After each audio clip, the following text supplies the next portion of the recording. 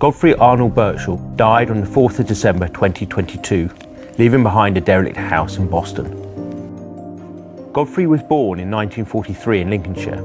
We know he worked as an electrician and that before he died, he resided at Rowthland Care Home. Heirs to his estate have been found, and our priority now is to make sure his house is ready to go to auction.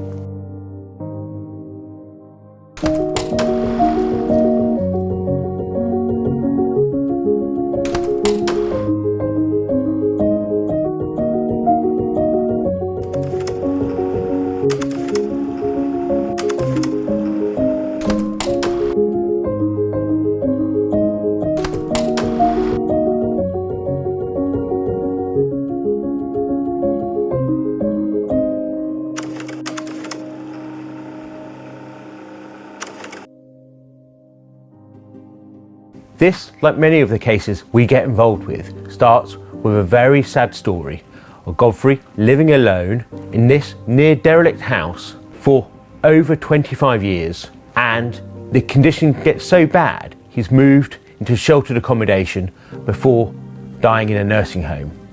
He has this asset, but he's never had any benefit from it, and he's allowed it to deteriorate to such an extent the local authorities decided it's not unsafe to remain in the family home where he's lived for the whole of his life.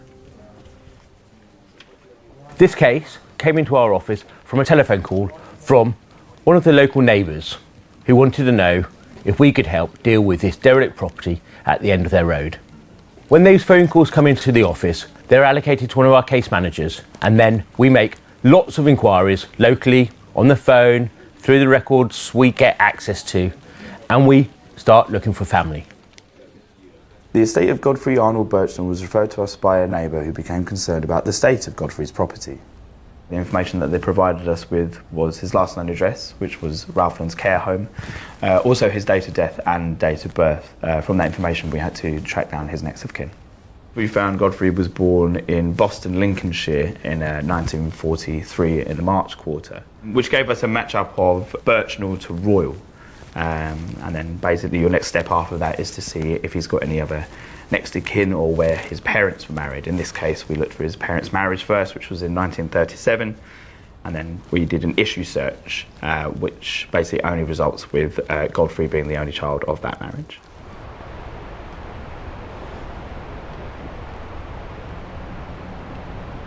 Today we're in a little hamlet outside of Boston at the home of Godfrey Burchnall. This is where he used to live in his family home before we moved into sheltered accommodation and then into a nursing home. We are looking to try and establish what we have here and how we're going to describe this property in an auction sale, because it's so unique. We have potential barns and brick buildings. Yes, they're derelict at the present time, but they will sell at auction, can be refurbished, and we have a very rural property with fantastic views of the agricultural fields. We come across a lot of dilapidated properties, but rarely do we come across abandoned properties such as this. But these are, of course, the interesting ones. They're the ones that have the potential for a new life and a new opportunity for the buyers to do something different. So, Ben, what I'm going to require from you is make sure people can see what we have. We can leave the car there, but I want to be able to walk around here and see the roof line, or where the roof line would have been, and the walls.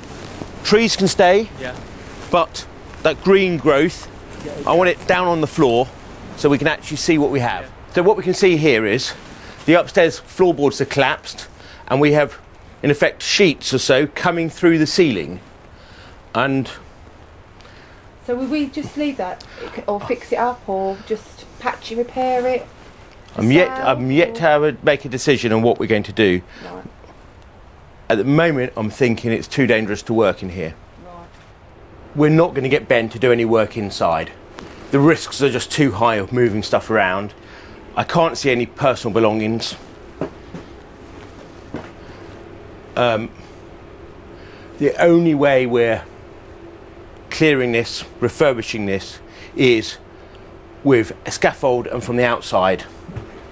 So how far back are we going to go? We're just going to go to the corner of the building? Go to the corner of the building, because that's where the fence line is. There's a fence line on the side. Right. and the fence line at the back where the trees are. Okay. Having been to visit the property, I've made a decision.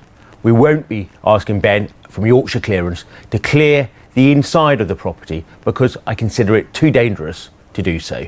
Instead, Ben's going to concentrate on clearing the gardens, exposing and removing the vehicles what are buried in the undergrowth with the trees growing through them, so we can actually see the outbuildings and show what potential they have in this rural location.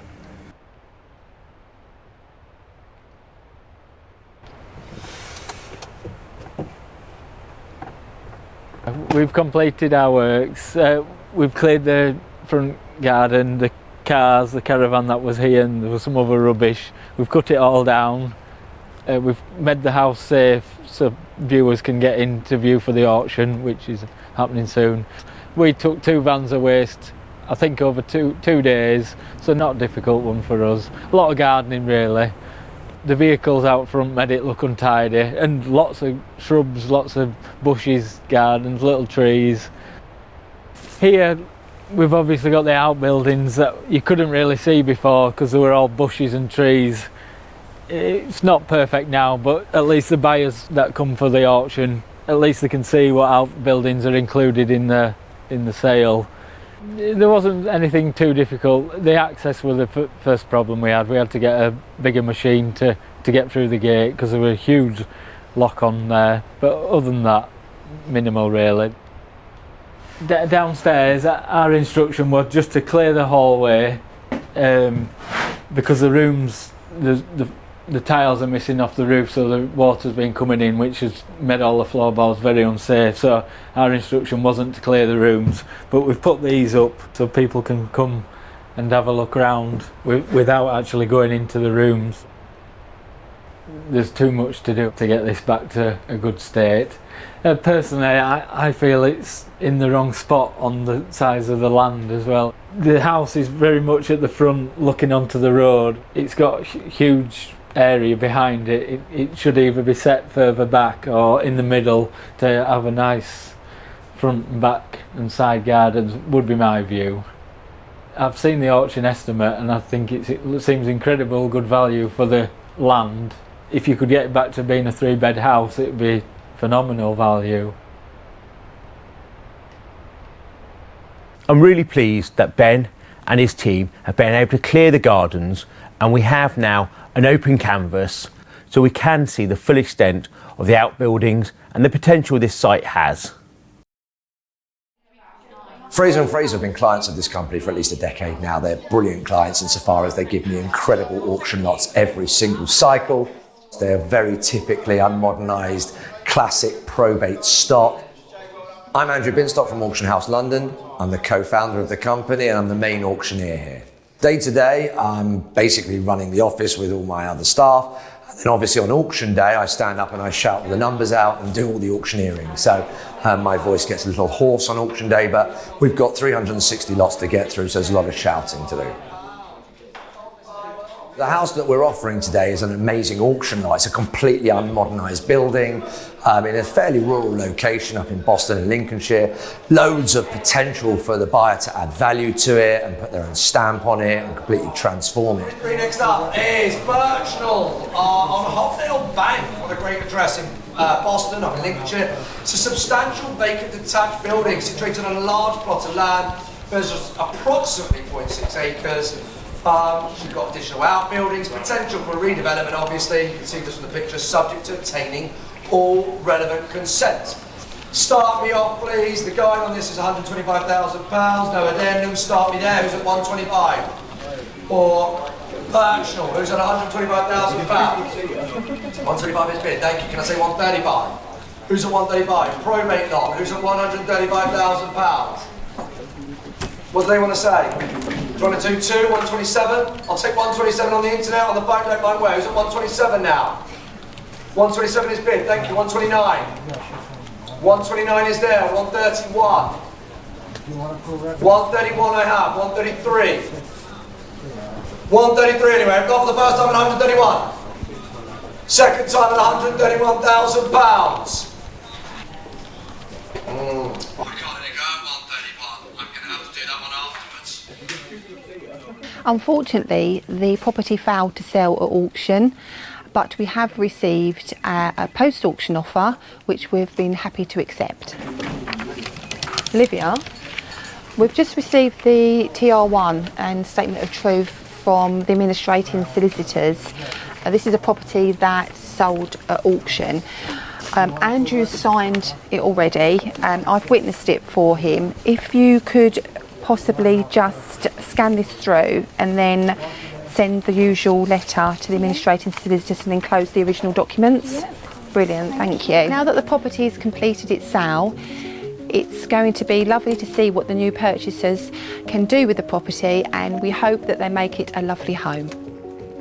After weeks of work by Yorkshire Clearance, the house had been offered for sale and sold at Auction House London's public sale. It is yet to be seen what the new owners will do with the property, but it has huge potential to make a lovely family home.